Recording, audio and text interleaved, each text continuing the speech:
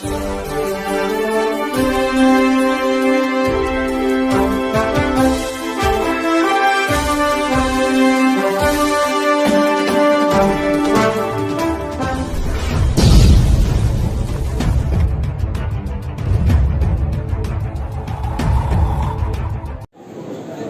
सिन्हा अपने आप में एक बड़ा नाम है बिहार में नहीं, केंद्र सरकार की आप बात कीजिए, पूरे देश की बात कीजिए तो एक बड़ा नाम है यशवंत सिन्हा। इस नाम को किसी पहचान की आवश्यकता नहीं है। उन्होंने एक अलग पार्टी बनाई, क्यों बनाई? ये वित्त मंत्री रहे भाजपा की सरकार में, अटल बिहारी वाजपेयी के काफी करीब माने जाते थे। मैं इनसे बात करता हूँ, भागलपुर का सृजन घोटाला जो बिहार में काफी चर्चित है, और एक सुल्तानगंज में एक कार्यक्रम में आए हैं अपनी पार्टी के कार्यक्रम में। यशवंत जी नमस्कार, मैं आपसे पूछना चाहता हूँ कि भागलपुर का सृजन घोटाला है, इसमें काफी बड़े बड़े लोगों का नाम आया, बड़े बड़े नेता का नाम आया, क्या कहना चाहिए? मैं ये कहना चाहूँगा कि आपने कहा कि मैं देश का वित्त मंत्री रहा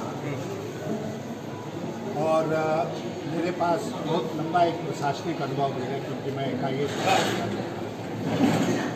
मैंने जिला भी चलाया है, यही संचालपरना में मैं उपायुक्त हुआ करता था एक ज़माने में, और ट्रेजरी का जो कोष है उसका कंट्रोल कैसे कलेक्टर के हाथ में होता है, इससे भी मैं भली भांति कर चुका हूँ। मैं कितनी भी कल्पना अपनी दौड़ाऊँ, मैं ये कभी सोच भी नहीं सकता कि किसी सरकारी ट्रेजरी से पैसा निकाल कर किसी प्राइवेट संस्थान को देता है, और आगे का सारा कार्यक्रम जो है वो उस संस्थान के माध्यम से होगा जिसकी कोई औकात नहीं है।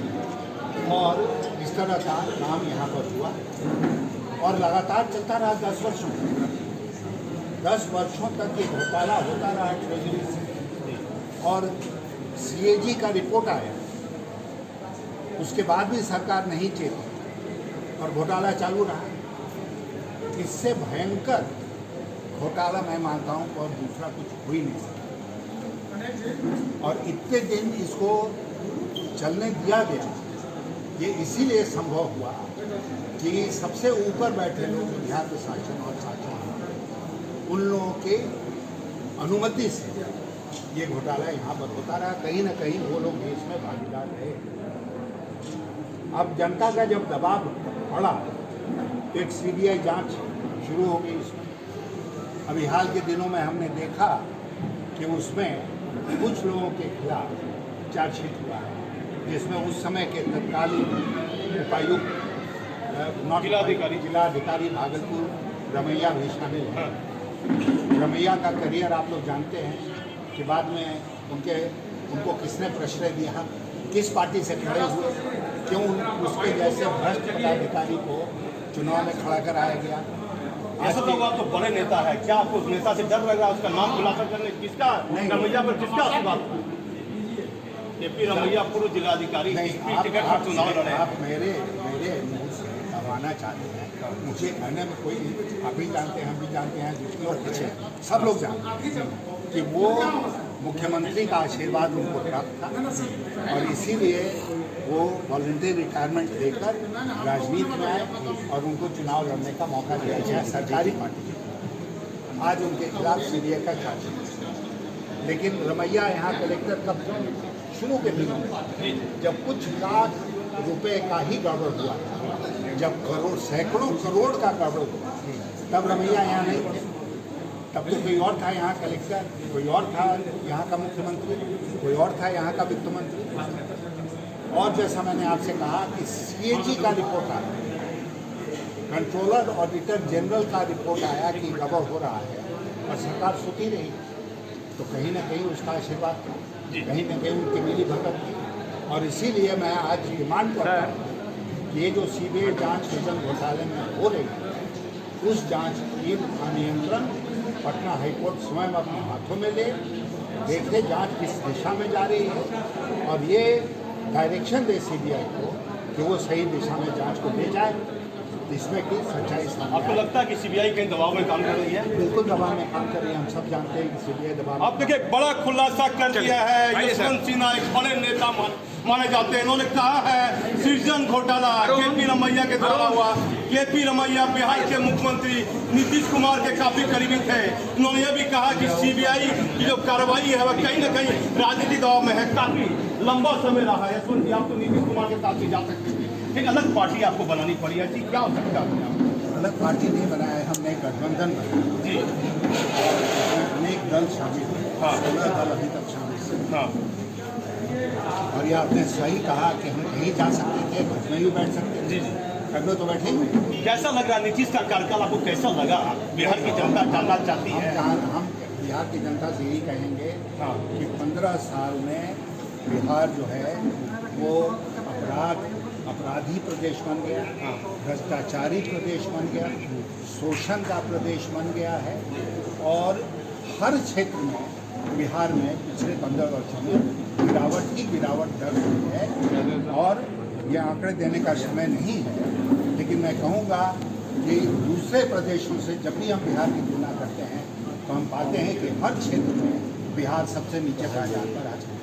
आइए सर। यशवंत जी, एक बात मैं आपसे पूछा, आप तो सड़क मार्ग से आ रहे हैं, कैसी स्थिति है सड़क की? वैसा मुख्यमंत्री कहते हैं कि बिहार के किसी जिले से पटना आना तो 5 घंटे में आ जाएंगे। क्या लगा आपको मार्ग? अभी तो हमारे पास कोई हेलीकॉप्टर नहीं है। हाँ। वैसे सड़क मार्ग से आप आए हैं, क्या लगा? लेकिन जब मेरे पास हेलीकॉप्टर था हाँ। या हो सकता था, जी तभी मैं सड़क मार्ग से ही चलता। हाँ। और मैं मानता हूँ कि जब तक राजनेता और खास करके सरकार में बैठे लोग, मंत्री और सड़क मार्ग से नहीं चलेंगे, जनता से नहीं जुड़ेंगे, उन्हें यथार्थ का पता नहीं चलेगा हेलीकॉप्टर से। सड़कों की हालत आज के दिन हमसे बेहतर बिहार में कोई नहीं जानता है, क्योंकि हम पूरे बिहार का 2/3 बिहार का चक्कर लगा चुके हैं सड़क मार्ग अभी तक। और सड़कों की हालत बहुत ख़राब है। और जहाँ कहीं आप किसी भी शहर में जाइए, शहर के अंदर तो और भी खराब है। तो ये स्थिति क्यों पैदा हुई? इसलिए पैदा हुई कि सरकार उदासीन हो गई। सरकार को विकास से कोई मतलब नहीं है। सरकार को और सरकार के मुख्यमंत्री को केवल कुर्सी पकड़ कर बैठे रहे। बड़ा आरोप लगा दिया है यशवंत सिन्हा ने। कहा है बिहार में मुख्यमंत्री सड़क की बात करते हैं। आप देखिए, उन्होंने कहा कि सड़क की काफी खराब स्थिति है। मैंने इनसे बड़ी बिग व्यस्त समय था, काफी मैंने कम समय में इनसे कुछ सवाल पूछे। सृजन घोटाले पर बड़ा आरोप लगाया। जो बिहार में सड़क की स्थिति है, माननीय मुख्यमंत्री जी हमेशा कहते हैं कि 5 घंटे में पटना से, किसी भी जिले से पटना पहुंचना तो आप पहुंच सकते हैं, लेकिन ऐसी कोई बात नहीं। यशवंत सिन्हा ने कहा, एक बड़े नेता है, पुराने नेता है, अनुभवी नेता है, काफी दर्दनाक स्थिति है, बड़ी खराब स्थिति है बिहार में सड़क की। मैं भागलपुर से दीपक नौरंगी। कैसे हैं? यही हाँ, कोरोना टाइम तो है, इसीलिए हम लोग मास्क लगाए हुए हैं, आप नहीं लगाए हुए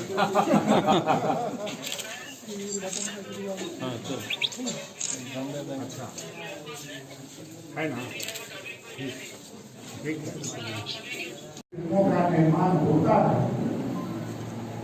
तो आपको देखने को मिला होगा कि कैसे वो स्थान पनपे, कैसे उन स्थानों में तरक्की की और कैसे उन स्थानों का पूरा स्वरूप ही बदल गया। तो जिस बंदों बिहार के नारे को लेकर हम लोग चले हैं, उसमें आज एक बहुत महत्वपूर्ण कड़ी यहाँ सुल्तानगंज में जुड़ रही है, क्योंकि यहाँ से उस बदलाव की शुरुआत हो रही है। और ये पूरा काम सरकारी नहीं, निजी हाथों में है। और मैं यहाँ के सब लोगों को बहुत बहुत मुबारकबाद देता हूँ कि उन्होंने अपनी जमीन को रखा। अभी जैसा कहा गया, सुशांत सिंह राजपूत ने बहुत कुछ हासिल किया मुंबई के फिल्म वर्ल्ड में, बहुत कुछ हासिल करना बाकी था। उनकी उम्र ही क्या हुई थी, 34 साल, लेकिन उनकी हत्या कर दी। और मैं आपसे कहना चाहूंगा, यह सुशांत सिंह राजपूत की हत्या का मामला नहीं है, ये बिहार के सम्मान की हत्या का मामला है, ये बिहार के अरमानों की हत्या का मामला है।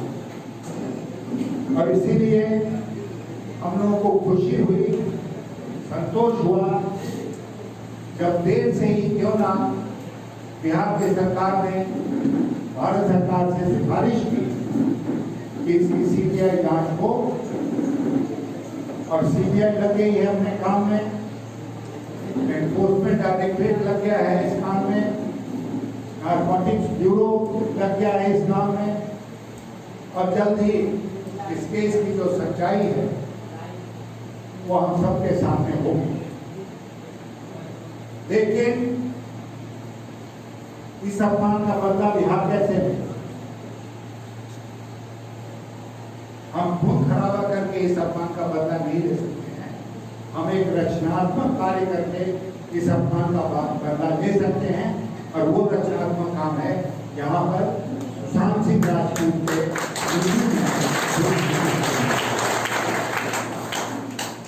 तो ये पूरे देश और दुनिया को संदेश जाएगा कि बिहार की जनता को दबाया नहीं जा सकता है। बिहार में जो टैलेंट है, जो हमारे अंदर ताकत है, उसको दबाया नहीं जा सकता। और आने वाले दिनों में यही इसी स्तर पर इसको मूर्त रूप देकर हम दिखाने की कोशिश करेंगे। इसलिए मैं सुल्तानगंज वासियों को भी आज बहुत बहुत बधाई देता हूं। यहाँ पर हमारे कुछ साथियों ने राजनीति की भी बात की है। आज मैं उस पर अपने विचार यहाँ प्रकट नहीं करना चाहता हूँ। हमारे पास आगे भी मौका है, पीछे भी मौका था। केवल इतना कहना चाहूंगा आप सब लोगों से कि जिस काम की शुरुआत अरुण बाबू ने यहाँ की है, उस काम को आगे बढ़ाना, उसको पूरी तरह से सफलता की ओर ले जाना, एक भव्य फिल्म सिटी का निर्माण यहाँ होना, वो ऐसा काम है जिसमें हम सब लोगों को योगदान देना पड़ेगा, हर व्यक्ति को देना पड़ेगा, पूरे बिहार को देना पड़ेगा और देश को देना पड़ेगा। और कमाल है, यहाँ पे गवर्नमेंट का एक प्राइमरी हेल्थ केयर खूब बढ़िया बना हुआ है, जो कभी नहीं खुलता है, जो कभी नहीं कोई हेल्थ प्राइमरी हेल्थ सेंटर नहीं, डिस्ट्रिक्ट हॉस्पिटल के